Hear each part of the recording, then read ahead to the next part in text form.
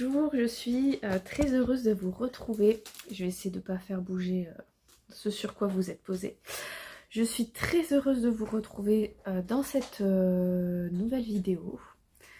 Et aujourd'hui, j'ai eu envie de parler de l'inspiration, de où trouver l'inspiration. Alors, on dit trouver l'inspiration comme si elle était là et qu'il suffisait de mettre le doigt dessus. Moi j'utiliserais plutôt l'expression comment nourrir son inspiration, puisque pour moi ça tient plus d'un processus, je dirais, et il y a quand même une démarche un petit peu active que simplement trouver l'inspiration.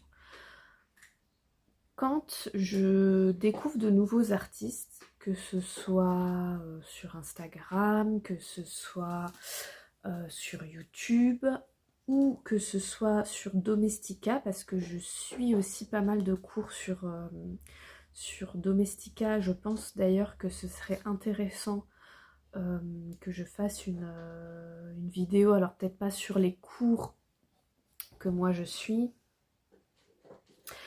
mais sur la plateforme en général. Et c'est vrai que ce que je trouve hyper intéressant, c'est de découvrir les différents artistes et leur processus créatif en fait. Et on se rend compte, finalement, il y a autant de processus créatifs que d'artistes. Prenez-vous quelque chose à boire aussi.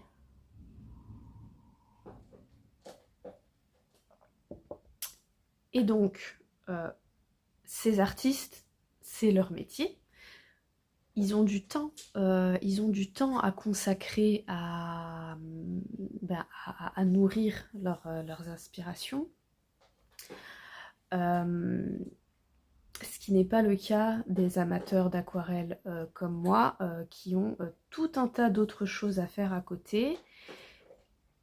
Et du coup, comment faire ? Et je voulais vous donner en fait un petit peu des petits trucs, astuces, des choses dont je me suis rendu compte et que j'essaye d'appliquer. Alors peut-être pas quotidiennement, mais de façon, on va dire, régulière pour maintenir une pratique de l'aquarelle. Puisque c'est un petit peu, je le rappelle, l'objectif des vidéos là que je vais partager, c'est comment en tant qu'amateur je peux faire pour faire entrer une pratique artistique chez moi, dans ma petite maison qui n'est pas une maison d'artiste. On ne dispose pas d'un atelier, on ne dispose pas d'heures entières à pratiquer une discipline. Donc on va voir ensemble comment on peut faire. La luminosité, c'est absolument n'importe quoi. J'ai un petit peu bougé, excusez-moi, mais c'est pas dit que ça redevienne pas n'importe quoi bientôt. Donc, je pense on a tous un petit peu commencé l'aquarelle comme ça. C'est sûr, je vais parler pour moi, mais je pense que beaucoup se retrouveront. J'ai commencé l'aquarelle en suivant des vidéos, des tutoriels, et c'était pour moi une base d'inspiration. Je pense qu'il y a certaines personnes qui sont très talentueuses et qui ont cette âme d'artiste et qui peuvent comme ça imaginer un sujet et puis le peindre, etc. Moi, en tant que débutante, c'était pas du tout mon cas, bien que j'ai toujours adoré dessiner, inventer des histoires, etc. Mais pour commencer une discipline artistique, moi j'avais besoin qu'on me donne les étapes, la recette, etc. Donc j'ai commencé avec des tutoriels. Vous avez tout un tas d'artistes aquarellistes qui en proposent en français, en anglais. J'ai commencé avec les Tribulations de Marie, comme beaucoup je pense, pendant le confinement. Et c'est d'ailleurs assez amusant. Je ne sais pas si vous connaissez le podcast Fait Main, où en fait ce sont des interviews d'artistes, alors tout domaine confondu, hein, ça peut être les travaux d'aiguille, ça peut être la poterie, ça peut être, enfin voilà, pas mal de choses, et notamment l'aquarelle, et vous avez pas mal d'artistes aquarellistes, donc qui ont aujourd'hui une boutique ou qui proposent des prestations, des ateliers, etc. Et qui ont aussi commencé l'aquarelle en découvrant ça via des vidéos, via des tutos, etc. Donc je pense qu'il n'y a aucune honte en fait à avoir, à commencer par simplement reproduire des choses que l'on voit. C'est aussi une vraie façon d'apprendre vraiment beaucoup de choses, d'apprendre des techniques, d'apprendre ne serait-ce que le matériel à utiliser, etc. Après, c'est sûr qu'on peut avoir envie, ou pas, hein. Il y a des personnes qui vont se contenter d'une pratique de l'aquarelle en reproduisant des choses qui existent, des tutoriels. Désolée pour le miaou, il y a un chat là qui vient se frotter. Donc il y a des gens qui trouveront en fait simplement leur plaisir en reproduisant des tutoriels. Et c'est très bien, et il n'y a aucune... Alors c'est pas le mot honte que je cherche, mais voilà, je veux dire, ça peut tout à fait suffire à votre plaisir. Après tout, chacun fait bien ce qu'il veut. Moi, c'est vrai que une fois qu'on commence à maîtriser, une fois qu'on a et le bon matériel, et un petit peu les techniques, moi j'avais envie ensuite ouais, d'être un petit peu plus libre, d'un peu plus me challenger aussi peut-être dans ma pratique de l'aquarelle. Et puis moi il y a un support que j'adore, c'est le livre. Et ça c'est sûr, je vous ferai au moins 2 vidéos sur mes livres qui concernent l'aquarelle. Une vidéo sur mes livres qui sont en français et une autre vidéo sur les livres qui sont en langue étrangère, puisque je trouve que comme c'est finalement très visuel, on n'a pas forcément besoin de maîtriser la langue du livre pour avoir déjà un certain nombre d'informations. ASMR café.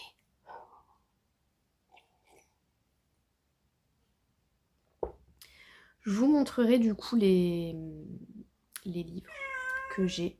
Oui, pistache. Ah oui? Désolée, c'était la pause pâté. Donc si jamais vous entendez que ça se fight, c'est parce qu'il y a de la pâté et il y a 3 chats. Voilà.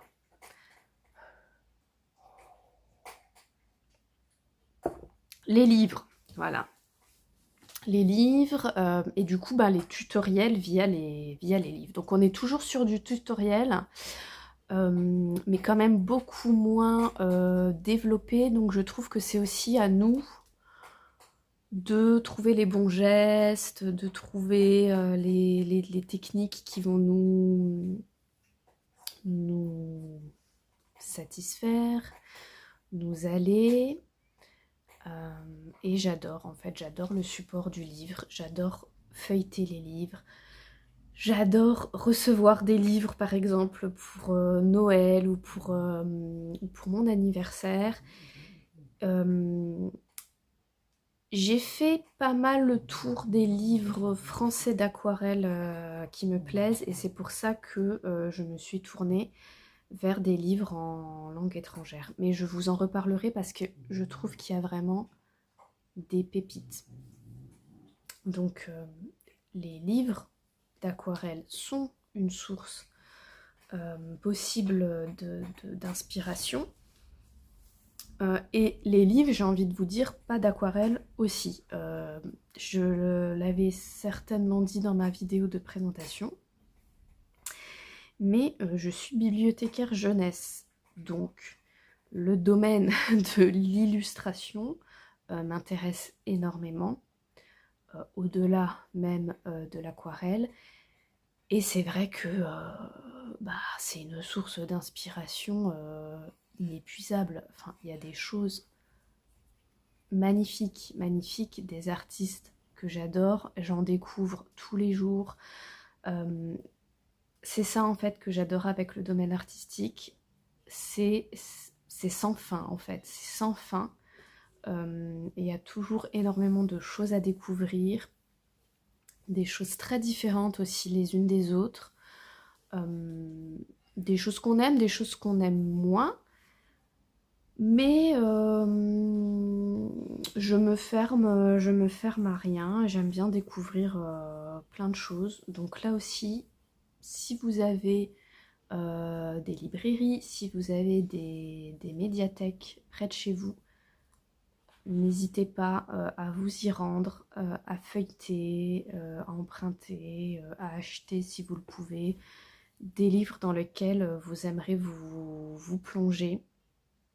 Et c'est vrai qu'en tant qu'adulte, on se pense peut-être un petit peu cantonné au roman, mais alors moi, la littérature jeunesse, avant même d'avoir un enfant, ça a toujours été mon domaine littéraire de prédilection. J'ai toujours adoré ça. Et donc je continue à lire énormément de livres jeunesse. Bon, c'est sûr, c'est aussi mon travail, donc là j'avoue que ça me facilite la tâche. Mais il y a des très belles choses et il y a des choses, oui, qui vont m'inspirer. Néanmoins, non, le support caméra là n'est pas un griffoir, merci. Néanmoins,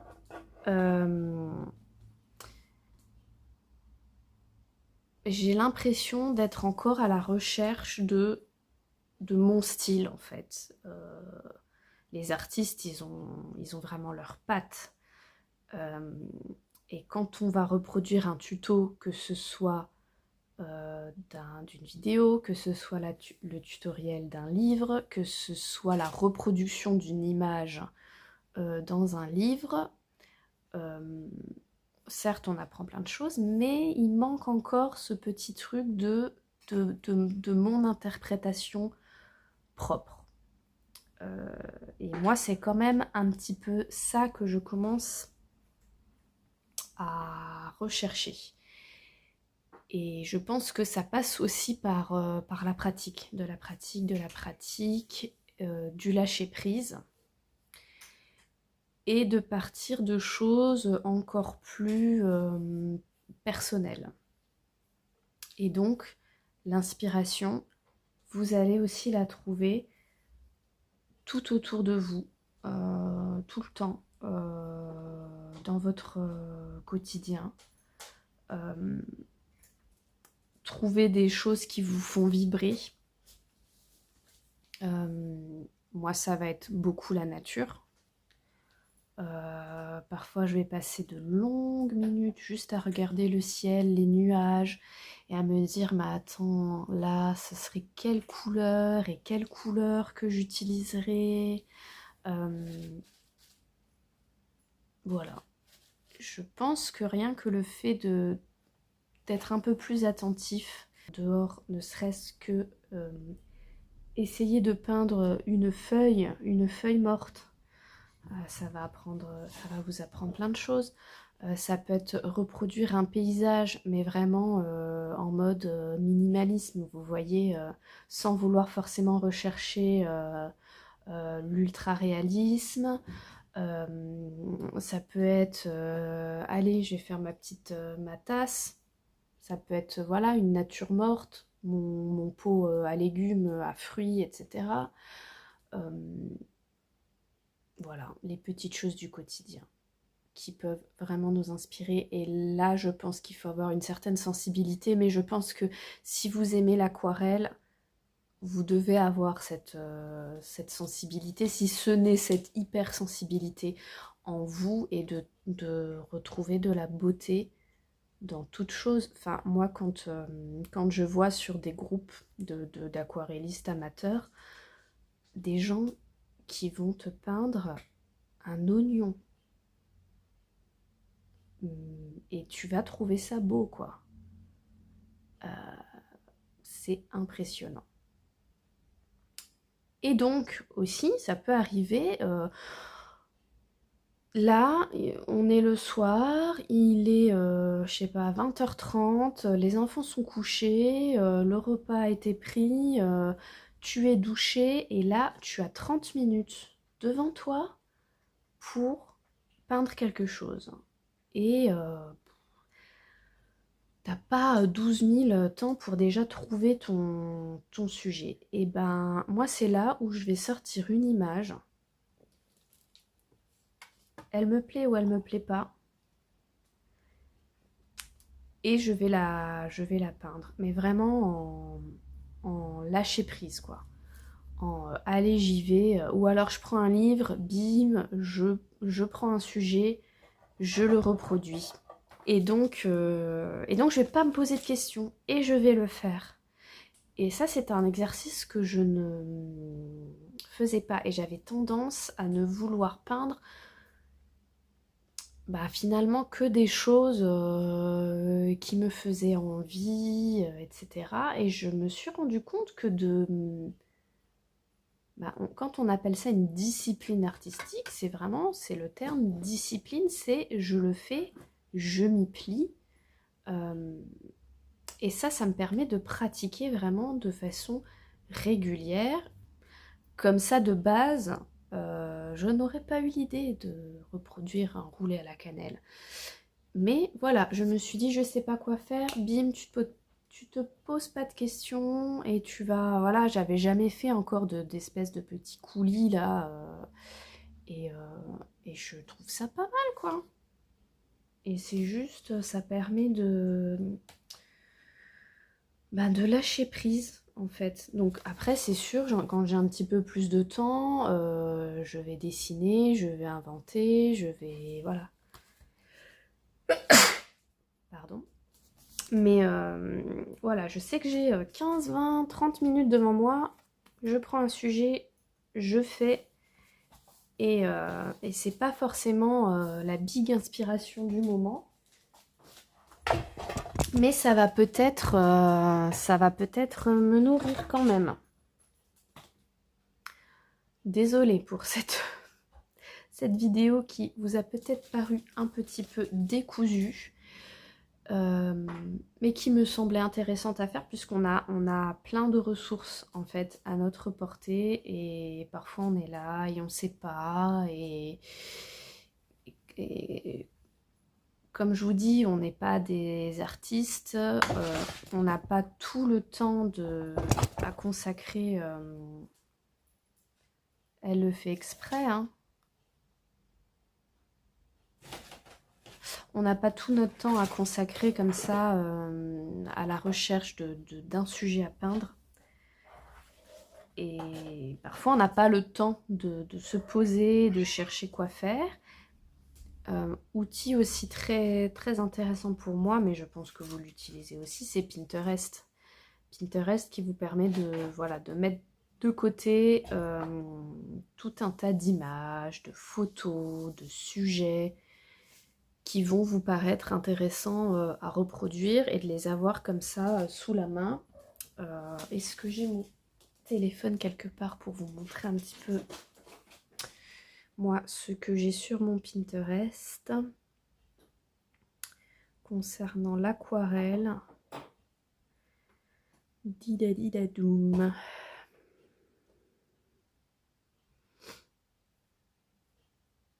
Alors j'étais beaucoup sur l'automne, vous pourrez le constater, mais pas que.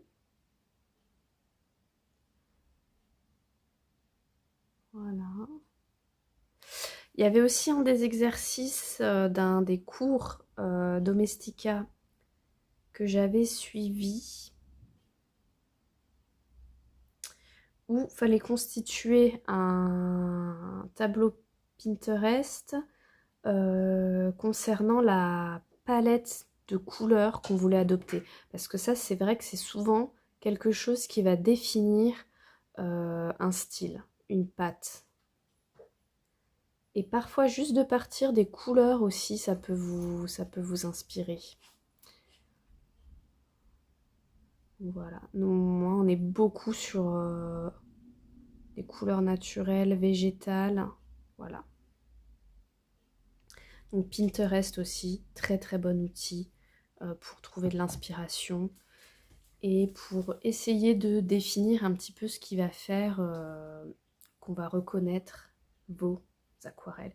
Rien ne vous empêche de prendre un tutoriel et de le modeler un petit peu à votre façon aussi. Voilà, c'était un petit peu mes petits trucs et astuces.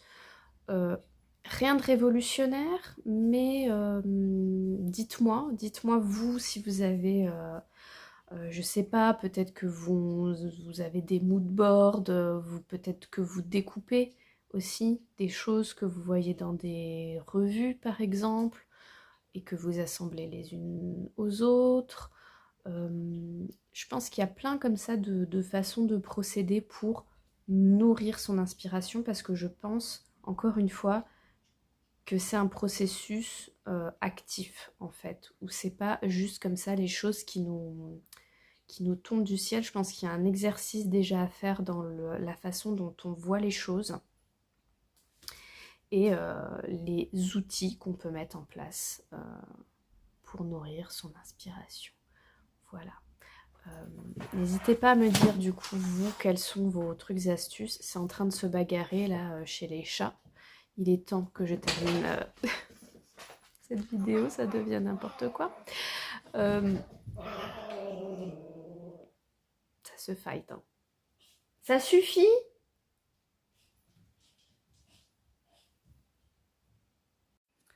Aucun chat n'est mort dans la bataille, tout le monde va très bien. Je disais donc, passez une belle journée, je vous souhaite une bonne continuation. Prenez du plaisir, régalez-vous à travers l'aquarelle. Dites-moi quels sont vos trucs et astuces. On se retrouve dans les commentaires si le cœur vous en dit. Et moi, je vous dis à bientôt. Bye bye.